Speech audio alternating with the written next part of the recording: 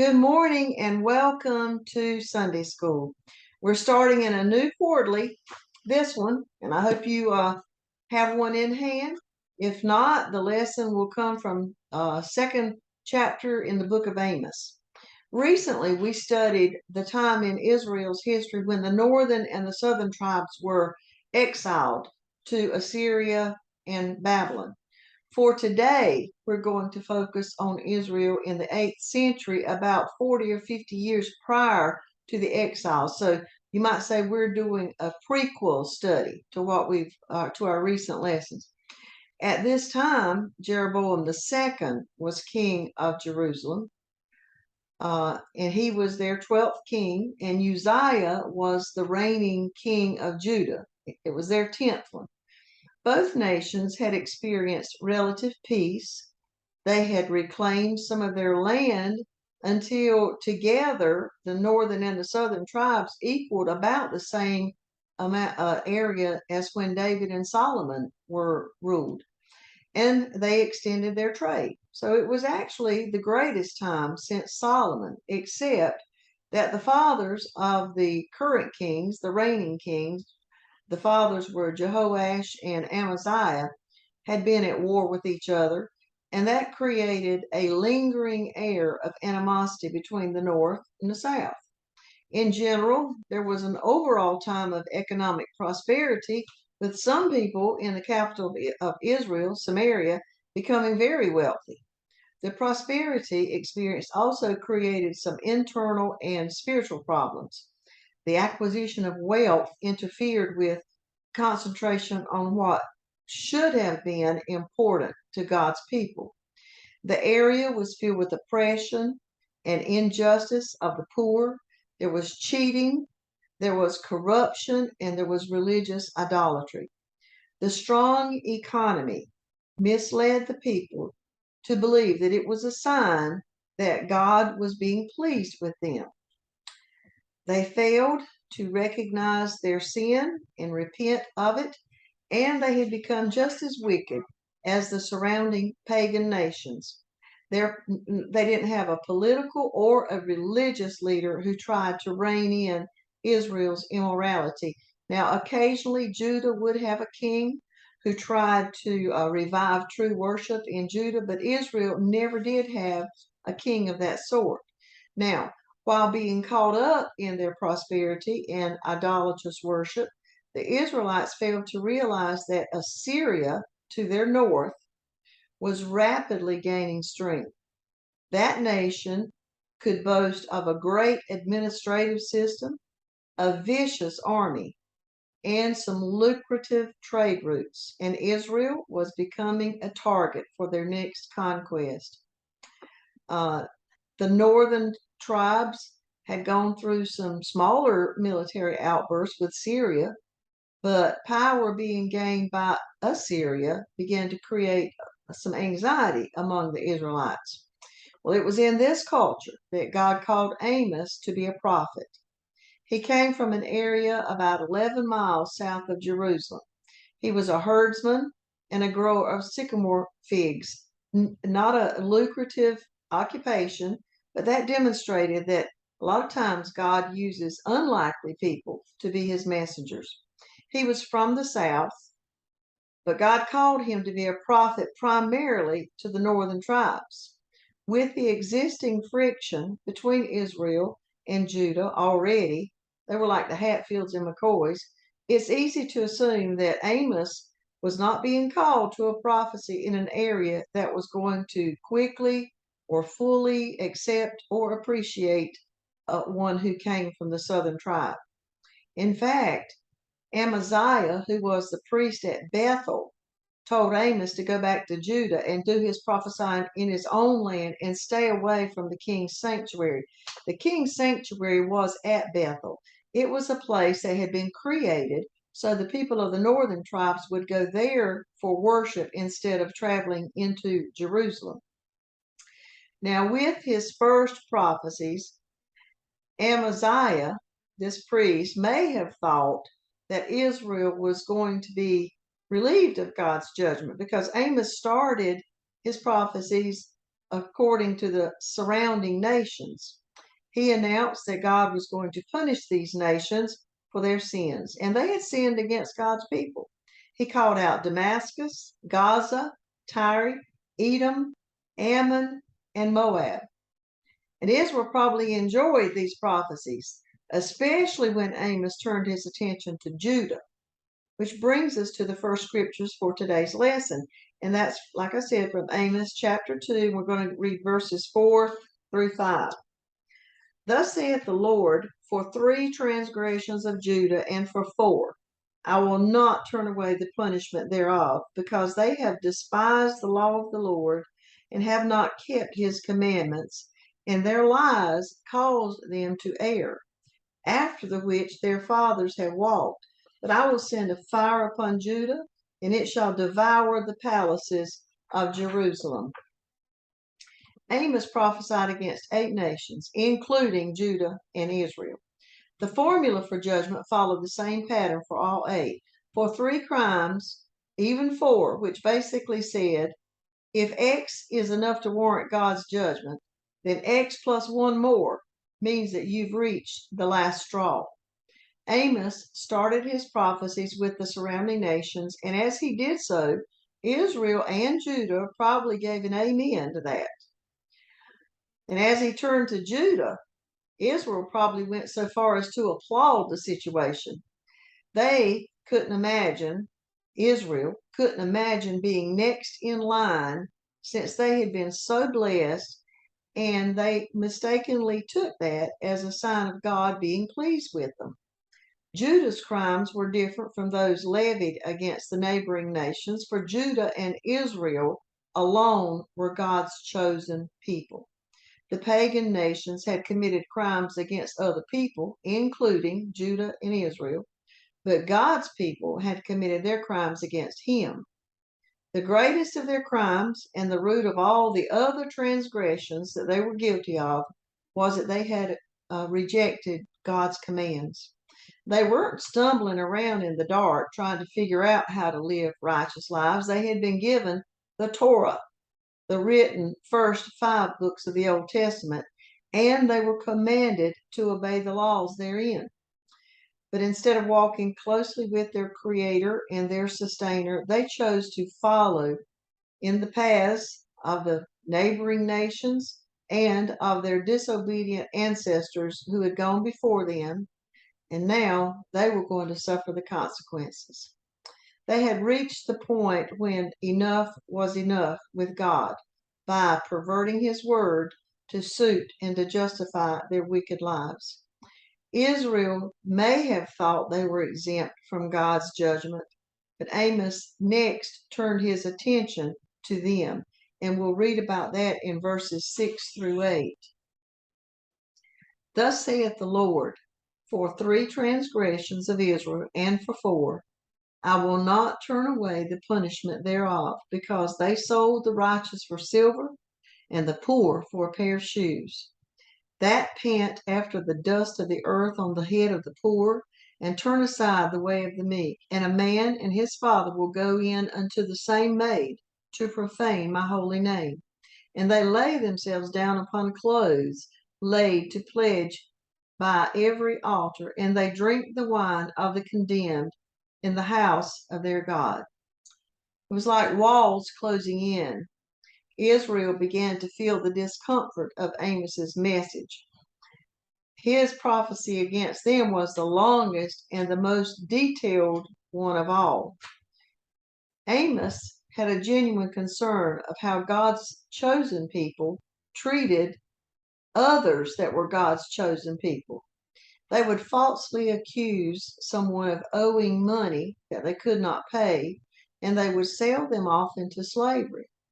In Leviticus, the law of Moses forbid Jews from taking other Jews into slavery, and they had a copy of this. This was included in the first 5 chapters of the Old Testament, the first 5 books of the Old Testament, that they had a written copy of. But in chapter 25 of Leviticus, and starting in verse 39, it says, and this is what they had, written in their language, of course, if any of your fellow Israelites become poor and sell themselves to you, do not make them work as slaves. They are to be treated as hired workers or temporary residents among you. They are to work for you until the year of Jubilee. Then they and their children are to be released, and they will go back to their own clans and to the property of their ancestors. Because the Israelites are my servants, whom I brought out of Egypt, they must not be sold as slaves. Do not rule over them ruthlessly, but fear your God. During the year of Jubilee, the release was to take place regardless of how many years the indebted or the poor had been in service. They might have been there 7 years, it might have been 6, it could have been just 1, but during the year of Jubilee, they were supposed to be released. Amos continued by saying that the wealthy treated the poor like they were the dirt underneath their feet. They would sell them for the cost of a pair of sandals. That's just how unimportant they were to the wealthy. And not only did they exploit and trample them, they stood in the way of them making a better life for themselves when an opportunity did happen along. They took advantage of young girls who were in their employment and who truly needed the job. A father and a son would sexually abuse her. Their lives reeked of wickedness, and the upper class flaunted their sins before God. They would literally take the coats from the poor and use them as mats to lie upon while feasting in front of the altar. Now, they wanted God's mercy, but they did not know how to show an ounce of mercy to their fellow man. With the money that they wrongfully collected from the poor, they bought the best wines, not just wine, but the best wines to drink at their feast. After Amos described what Israel had been doing, he turned his attention to all that the Lord had done for them, as recorded in verses 9 through 11. Yet destroyed I the Amorite before them, whose height was like the height of the cedars, and was strong as the oaks. Yet I destroyed his fruit from above, and his roots from beneath. Also I brought you up from the land of Egypt, and led you 40 years through the wilderness to possess the land of the Amorite. And I raised up of your sons for prophets, and of your young men for Nazarites. Is it not even thus, O you children of Israel, saith the Lord? Amos listed some specifics of what the Lord had done for the Israelites and how he had rescued them from slavery to give them a land of their own. The Israelites dishonored this gift from God, and no one had been able to convince them to return to God's ways. Ancient Canaan, which is the land that we're talking about, was not exactly an established kingdom when they were given this land. It was made up of several diverse city-states that were occupied by different ethnic groups of people. But if you put them all together, collectively, they were referred to as Amorites. And God has defeated these Amorites in order to give the land to his people. But by doing that, he was holding fast to a promise that he had made to Abraham, that his descendants would return to that land after leaving it years prior, over hundreds of years prior, when a famine hit. And I know you remember that. There was a famine, and they went into Egypt, and God's people flourished so much in Egypt, the Egyptians forced them to live as slaves for 400 years. The Israelites may have been intimidated initially by the Amorites because of their size and their strength, but these Amorites could not stand before God's power. Through Moses, God led the people out of slavery in Egypt. During their 40 years of wandering through the wilderness, he gave them the law, which was a guide for how they were to live righteous lives. He provided protection. He gave them food and water. And not only did God provide physical needs, he also provided spiritual guidance by calling people to be prophets and to proclaim his messages to the people. They communicated by teaching and preaching. Sometimes they had to reprove or correct. and they pointed to God's laws for living righteously. At times, they also revealed warnings and called the people to repentance and reconciliation to God. God called a special group of people to live in ways that provide an example of what a total commitment to God would look like, and that was the Nazarites, not to be confused with Nazarenes. Nazarenes were people who lived in the area of Nazareth. The Nazarites were young men who took very seriously their vows that separated them from the world for the length of time of their service. Some were appointed by God before their birth, like Samson and John the Baptist, and some became a Nazarite because of a promise made by a parent, such as Samuel by his mother Hannah. I know you remember how she went and prayed for a son. Nazarites were to abstain from alcohol and even the fruit of the vine. They were to never cut their hair during the length of their vows, and they were to avoid contact with the dead until their oath was complete. At the end of their time of devotion, when they did shave their heads, their hair was to be taken to the temple and thrown into the fire as a sacrifice to God. Their lives were examples of living totally belonging to and in obedience to God. And the Israelites really didn't appreciate that contrast of how they were living their sinful lives. And through coercion, offered some of them wine in order for them to break their vows. They didn't like someone there that was in comparison to their lifestyles. Through Amos, God asked a rhetorical question to them. He said, "Isn't this so? All these things I've done for you, Israel, isn't that true?" And then the words that say, "This is the Lord's declaration," was yet another expression that the words spoken were from God, not Amos. They came through Amos, but they came from God. They knew what God had done for them, and in the next verses, they would hear what God would do with them. And we'll go to verses 12 through, it's 12 through 16, I believe. But ye gave the Nazarites wine to drink, and commanded the prophets, saying, Prophesy not. Behold, I am pressed unto you, as a cart is pressed that is full of sheaves. Therefore the flight shall perish from the swift, and the strong shall not strengthen his force, neither shall the mighty deliver himself. Neither shall he stand that handleth the bow, and he that is swift of foot shall not deliver himself.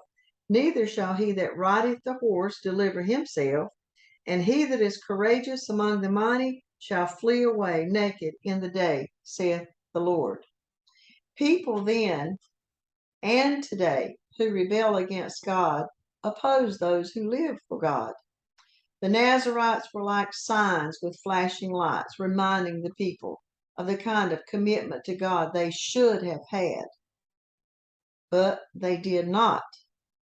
And for those who insisted on ignoring God, the Nazarites were just a curse and a nuisance, a constant reminder of their own sinfulness. And by coercing the Nazarites to break their vows, they didn't have to face up to their lack of devotion to the God who had blessed them above all other nations.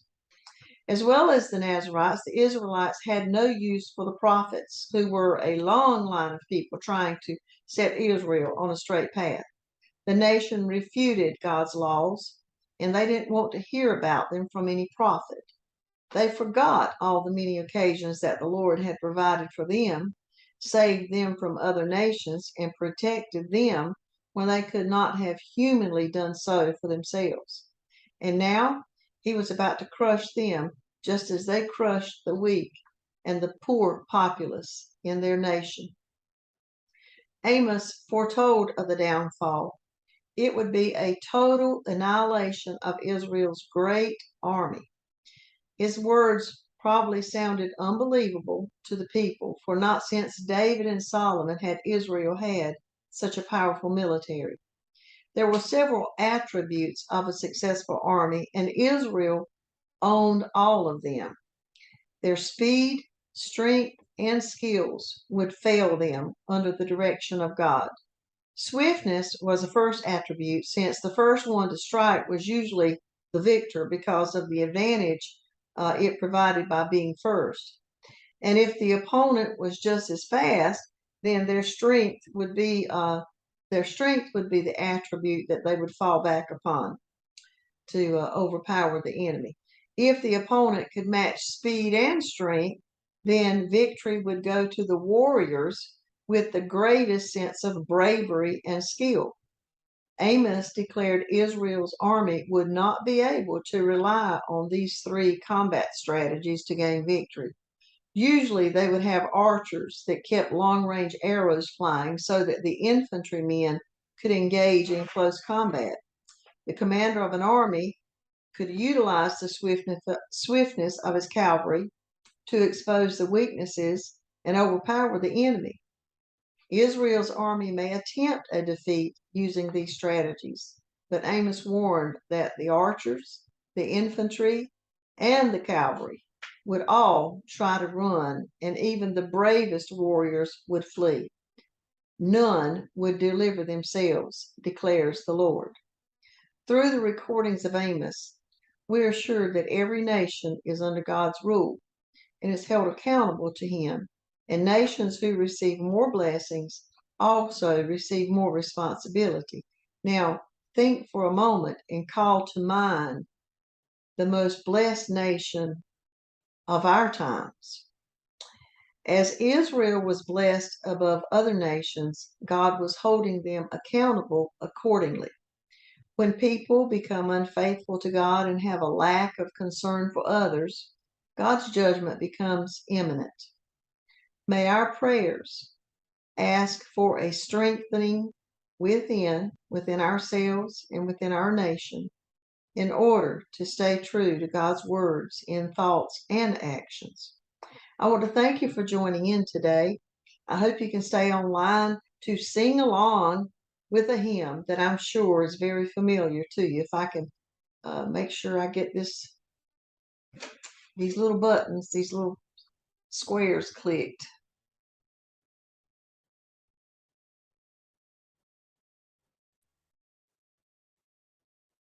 Oh, not so bad today.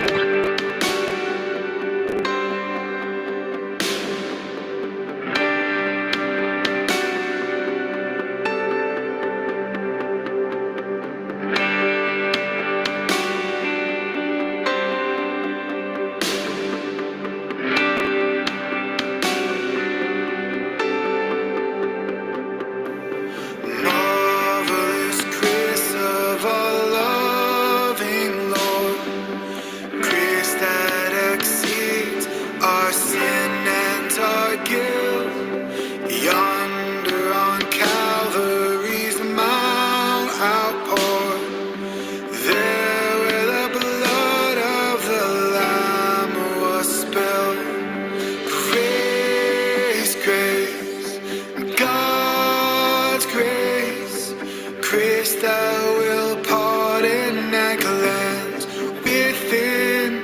Grace, grace, God's grace, grace that is greater than all our sin.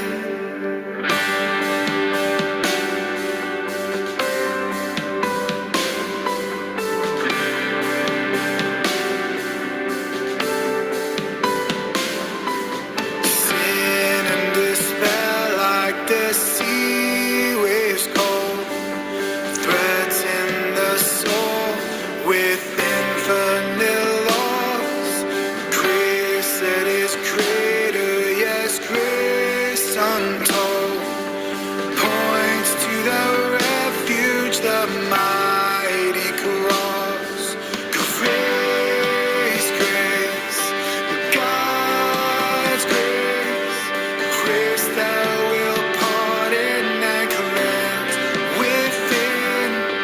Grace, grace, God's grace, grace that is greater than all our sin.